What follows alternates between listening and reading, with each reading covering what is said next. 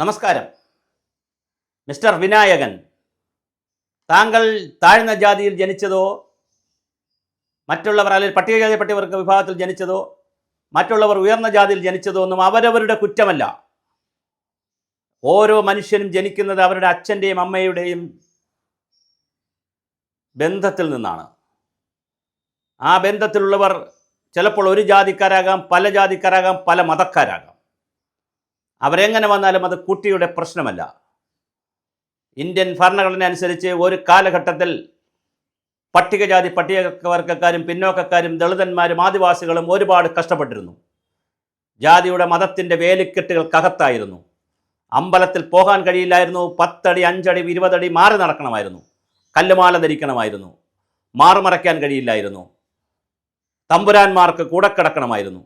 ഒരുപാട് കാര്യങ്ങൾ ചെയ്യണമായിരുന്നു. മഹാനായ അയ്യങ്കാളിയുടെയും അതിനേക്കാൾ മഹാനായ അംബേദ്കറിൻ്റെയും ഉൾപ്പെടെയുള്ള മഹാരഥന്മാരായ പട്ടികജാതി പട്ടികവർഗത്തിൽ ജനിച്ചവരുടെയും, ഞാൻ അവരുടെ ജാതി പറഞ്ഞ കാര്യം, അവർക്ക് ജാതി ഇല്ല. വിനായകൻ, അവർ മഹാപുരുഷന്മാരാണ്, അവർ മഹാത്മാക്കളാണ്. അവരുടെ ഫോട്ടോ വയ്ക്കുന്നത് ഗുരുദേവനോടും ചട്ടമ്പിസ്വാമികളോടും ആദിശങ്കരനോടും ബുദ്ധനോടുമൊക്കെയുള്ള ഇന്ത്യയിലെ വലിയ തോതിലുള്ള ഹിന്ദു സന്യാസിമാരുടെ കൂടെയാണ് അയ്യങ്കാളിയുടെ ഫോട്ടോയും എല്ലായിടത്തും വെച്ചിരിക്കുന്നത്. അത് നിങ്ങൾ മനസ്സിലാക്കണം. ആ അയ്യങ്കാളി എന്ന് പറയുന്ന മഹാത്മാവായ അയ്യങ്കാളിൻ്റെയും അതിനെപ്പോലെ മഹാജീവനായിട്ടുള്ള BR അംബേദ്കറിൻ്റെയും ഒക്കെ, അതുപോലെ തന്നെ മുന്നോക്ക സമുദായത്തിൽപ്പെട്ട, അത് വളരെ പ്രധാനമാണ്, ഏറ്റവും മുന്നോക്ക സമുദായത്തിൽപ്പെട്ട തൈക്കാട് അയ്യാ ഗുരുവിൻ്റെയും ശ്രീനാരായണ ഗുരുദേവൻ അന്ന് മുന്നോക്കം എന്ന് പറയാൻ കഴിയില്ലെങ്കിലും പിന്നോക്ക സമുദായത്തിലാണെങ്കിലും അതിനകത്തുള്ള മുന്നോക്ക ഭാഗത്തിൽപ്പെട്ട ആളാണ്. ചട്ടമ്പിസ്വാമികൾ കൃത്യമായ അന്നത്തെ മുന്നോക്ക സമുദായം, ആറാട്ടുപുഴ വേലായുധ പണിക്കർ, വൈകുണ്ഠസ്വാമികൾ, ഞാൻ പറഞ്ഞ നമ്മുടെ അയ്യങ്കാളി തുടങ്ങിയ മഹാരഥന്മാർ, പിന്നെ EMS പോലെയുള്ള EMS M N Govindan Nair, ആ കാലഘട്ടത്തിൽ ജീവിച്ചിരുന്ന കമ്മ്യൂണിസ്റ്റുകാരെല്ലാം, മിക്കവാറും എല്ലാ കമ്മ്യൂണിസ്റ്റുകാരും ഉയർന്ന ജാതിയിൽപ്പെട്ടവരായിരുന്നു, മേനോന്മാരായിരുന്നു, വിവിധ ആളുകളായിരുന്നു. ഈഴവർ വരെ ഉള്ളവരേ ഉള്ളായിരുന്നു, അതിന് താഴോട്ടുള്ളവർ കുറവായിരുന്നു. എന്തായാലും പട്ടികജാതി പട്ടികവർഗക്കാർക്ക് അന്ന് കുറവായിരുന്നു. അവരെല്ലാവരും കൂടി വല്ലാതെ നേടിത്തന്ന ഒരു ഇടമുണ്ട്, ഒരു സ്പേസ് ഉണ്ട്. ആ സ്പേസിലൂടെയാണ് ഇവിടുത്തെ പട്ടികജാതി പട്ടികവർഗക്കാർക്കും കഷ്ടപ്പെടുന്നവർക്കും ദളിതന്മാർക്കും ആദിവാസികൾക്കും എല്ലാവർക്കും ഉയർന്നു നിന്ന് സംസാരിക്കാൻ പറ്റുന്നത്, നിങ്ങൾ എല്ലാവർക്കും സ്വത്ത് കിട്ടിയത്, പഠിക്കാൻ പ്രത്യേക അവസരം കിട്ടുന്നത്. ഒരു പട്ടികജാതി പട്ടികവർഗ വിഭാഗത്തിൽപ്പെട്ട ഒരു കുട്ടി ജനിച്ചാൽ ആ കുട്ടിക്ക് ജനിക്കുന്ന അന്ന് മുതൽ സ്കോളർഷിപ്പ് ഉണ്ട്. ആ കുട്ടിക്ക് എത്ര വലിയ രൂപത്തിൽ പോകാനുമുള്ള എല്ലാ പഠന സൗകര്യങ്ങളുമുണ്ട്, ഹോസ്റ്റലുകളുണ്ട്, എല്ലാ സൗകര്യങ്ങളുമുണ്ട്. ഈ സൗകര്യങ്ങളിലൊക്കെ പെടുന്ന ഒരു വിഭാഗത്തിൽപ്പെട്ട ആളാണ് വിനായകനായതുകൊണ്ട് ആ വിഭാഗത്തെ പറയിക്കരുത്. ആ വിഭാഗത്തിൽ നിന്ന് KR നാരായണൻ എന്ന് പറഞ്ഞ് ഇന്ത്യൻ പ്രസിഡന്റ് ഉയർന്നു വന്നിട്ടുണ്ട്. ആ ദളിത് വിഭാഗത്തിലാണെന്നാണ് നമ്മുടെ പ്രസിഡന്റ് മുർമു ഉള്ളത്. നമ്മുടെ മുൻ പ്രസിഡന്റ് ഗോവിന്ദ് വന്നിട്ടുള്ളത് ആദിവാസി വിഭാഗത്തിൽ നിന്നാണ്, അല്ലെങ്കിൽ ഗോത്രവർഗത്തിൽ നിന്നാണ്, പട്ടികജാതി പട്ടികവർഗത്തിലാണ്. KR നാരായണൻ സാർ വന്നിട്ടുണ്ട്. മഹാരഥന്മാരുടെ ഒരു സമുദായമാണ് നിങ്ങളുടേത്. ആ സമുദായത്തിൽ നിന്ന് വിനയൻ ഇപ്പോൾ സോഷ്യൽ മീഡിയയിൽ വന്ന് നിങ്ങൾ മദ്യവും മയക്കുമരുന്ന് ഉപയോഗിച്ചിട്ടാണോ അല്ലയോ എന്ന് എനിക്കറിയില്ല, അത് നിങ്ങളുടെ സ്വകാര്യമാണ്, ഞാനിവിടെ ഇരുന്നുകൊണ്ട് എനിക്ക് പറയാൻ കഴിയില്ല. എന്തായാലും താങ്കൾ ലെവലില്ലാതെ, തലയ്ക്ക് വെളിവില്ലാതെ താങ്കൾ പല കാര്യങ്ങൾ പറയുന്നു. താങ്കൾ അടൂർ ഗോപാലകൃഷ്ണനെ പറയുമ്പോൾ യേശുദാസിനെയും പറയുന്നു. യേശുദാസൊക്കെ ആരാണ്?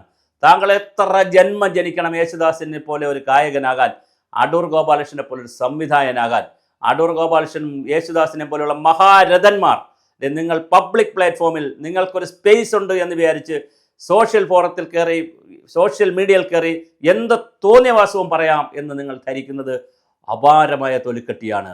നിങ്ങളുടെ ഈ തൊലിക്കട്ടിയും നിങ്ങളുടെ ഈ അശ്ലീലവും നിങ്ങളുടെ ഈ തെമ്മാടിത്തരവും ഈ കാര്യങ്ങളെ ചോദ്യം ചെയ്യുന്നവരെ, അത് വനിതയായാലും അത് പുരുഷനായാലും അതിന് ഏത് വിഭാഗത്തിൽപ്പെട്ടാലും താങ്കൾ വീണ്ടും അവരെ തെറി പറയും. ഇന്നലെ താങ്കളുടെ ഒരു ഫേസ്ബുക്ക് പോസ്റ്റ് താങ്കളുടെ വകയായി വന്നതായി മറ്റല്ലാത്ത ഫേസ്ബുക്ക് ഐഡികളിലൊക്കെ വരുന്നു.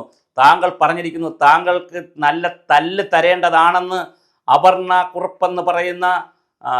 എന്ന് പറയുന്ന പിന്നെ ന്യൂസ് 18-ലെ വളരെ സീനിയറായിട്ടുള്ള റിപ്പോർട്ടറുമായിട്ടുള്ള അപർണ നിങ്ങളെക്കുറിച്ച് പറഞ്ഞപ്പോൾ, ഇതുപോലുള്ള ആളുകൾക്ക് തല്ല് തരണം, നിങ്ങളെയല്ല തല്ലണമെന്ന് പറഞ്ഞു. ഇതുപോലെ അശ്ലീലം പറയുന്നവരെ, സോഷ്യൽ മീഡിയയിൽ വന്നിരുന്ന് സമൂഹത്തിൽ ലെജൻഡുകളായിട്ടുള്ളവരെ തെറി പറയുന്നവർക്ക് തല്ല് കൊടുക്കണമെന്ന് പറഞ്ഞപ്പോൾ താങ്കൾ ഒരു ഫേസ്ബുക്ക് പോസ്റ്റ് ഇട്ടു, ഈ അപർണയ്ക്കുള്ളത് ഞാൻ നാളെ വച്ചിട്ടുണ്ടെന്ന്. എന്താണ് നിങ്ങൾ വച്ചിരിക്കുന്നത്?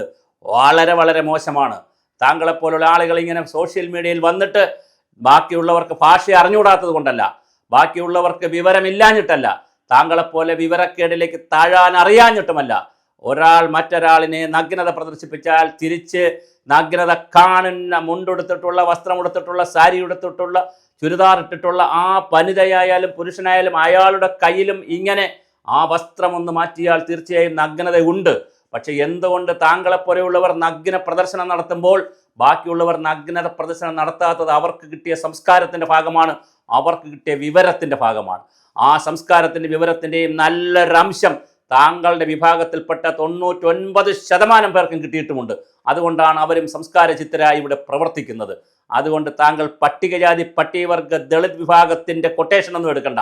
താങ്കൾ അത് അവരുടെ വിഭാഗമായി നിന്നുകൊണ്ട് താങ്കൾ ഒരു അധികമായ മെരിറ്റും എടുക്കണ്ട. അവരെല്ലാം നല്ല വിവരവും വിജ്ഞാനവും വിദ്യാഭ്യാസവുമുള്ള സമൂഹത്തിൽ ഉയർന്ന നിലകളിലേക്ക് വളർന്നു വരുന്ന ആയിരക്കണക്കിന് ആളുകളുള്ള വിഭാഗമായി മാറിക്കഴിഞ്ഞു. പണ്ടായിരുന്നു രാജാവിൻ്റെ കാലഘട്ടം എന്ന് പറയുന്നതിന് എത്രയോ മുമ്പായിരുന്നു, 200 വർഷങ്ങൾക്ക് മുമ്പായിരുന്നു അവർ അധസ്ഥിതർ. ഇന്നവർ അഭിമാനപൂർവ്വമാണ് ജീവിക്കുന്നത്. അവരുടെ പങ്കിൽ, അവരുടെ ഷെയറിൽ, അവരുടെ അക്കൗണ്ടിൽ വിനായകൻ കയറി വന്ന് നിങ്ങൾ ഇതൊക്കെ പറയുമ്പോൾ ദളിത് ആക്ടിവിസ്റ്റുകളായ ആരെങ്കിലുമൊക്കെ വന്ന് നിങ്ങളെ ഈ ചാനലുകളിൽ സപ്പോർട്ട് ചെയ്യുമെന്നൊക്കെ വിചാരിച്ച് ഇരുന്നാൽ വിനായകന് തെറ്റി.